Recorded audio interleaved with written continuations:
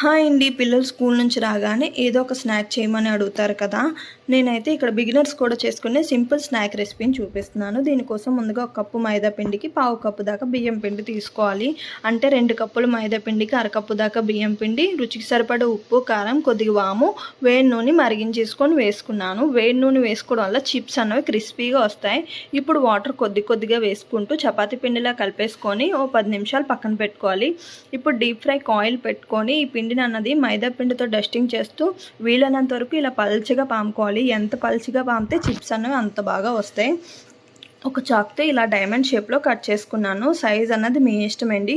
Oil heat అయిన తర్వాత ఈ చిప్స్ అన్నిటిని హై టు మీడియం ఫ్లేమ్కి అడ్జస్ట్ చేస్తూ గోల్డెన్ బ్రౌన్ కలర్ వచ్చినంత వరకు ఫ్రై చేసేసుకొని ఒక టిష్యూలోకి తీసుకోవాలి. ఎక్సెస్ ఆయిల్ పోయిన తర్వాత ఎయిర్టైట్ బాక్స్లో వేసుకొని స్టోర్ చేసుకుంటే ఎక్కువ కాలం నిలువ ఉండి ఫ్రెష్గా ఉంటాయి. నచ్చితే తప్పకుండా ట్రై చేయండి. Thank you. Bye bye.